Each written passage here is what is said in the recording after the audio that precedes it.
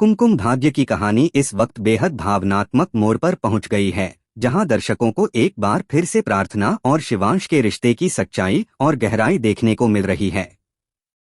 एक तरफ जहां शिवांश की जान एक बार फिर मौत के मुंह में पहुंच जाती है, वहीं दूसरी तरफ उसकी पत्नी प्रार्थना, जो एक सच्चे दिल और पवित्र आत्मा वाली स्त्री है, अपने पति की सलामती के लिए भगवान शिव के चरणों में गिरकर अपनी पूरी श्रद्धा, भक्ति और विश्वास के साथ प्रार्थना करती है।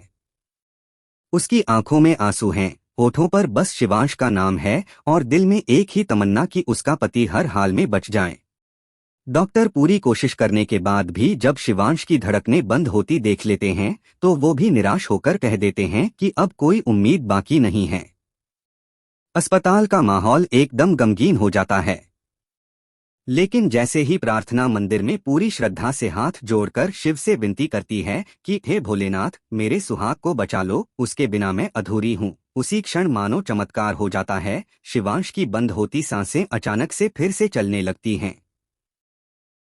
डॉक्टर भी हैरान रह जाते हैं कि यह कैसे संभव हुआ। इस चमत्कार का श्रेय किसी और को नहीं बल्कि उस सच्चे प्यार और विश्वास से की गई प्रार्थना को जाता है, जो एक पत्नी ने अपने पति के लिए की थी। शिवांश होश में आते ही सबसे पहले जिस नाम को पुकारता है वह है प्रार्थना। यह देखकर वहां मौजूद सभी लोग समझ जाते हैं कि प्रार्थना का उसके जीवन में क्या महत्व है।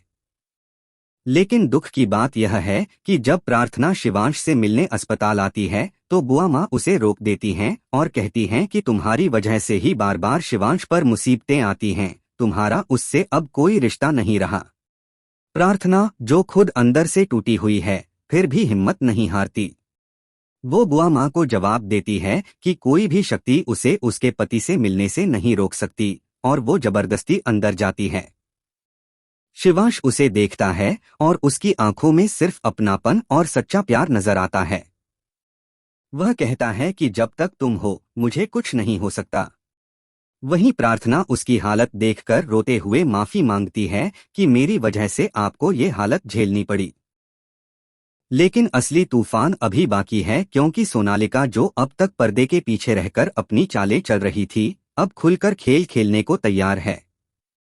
उसे लगता है कि अब प्रार्थना अपनी बेगुनाही साबित नहीं कर पाएगी और शिवांश उसे अपनी जिंदगी से हमेशा के लिए निकाल देगा। लेकिन प्रार्थना हार मानने वालों में से नहीं है। वह अब इस बार ठान लेती है कि वह शिवांश को पूरी सच्चाई बताएगी कि कैसे सोनालिका और पायल मिलकर उनकी जिंदगी बर्बाद करना चाह रही थीं। अब आने वाला समय बेहद रोमांचक और भावनात्मक होने वाला है, क्योंकि एक तरफ है सच्चा प्यार, भक्ति और विश्वास, और दूसरी तरफ है झूठ, साजिश और धोखा। यह देखना बेहद दिलचस्प होगा कि क्या शिवांश अब प्रार्थना की बातों पर विश्वास करेगा। क्या वह उन सच्चाइयों को देख पाएगा जिन्हें अब तक वह अनदेखा करता रहा।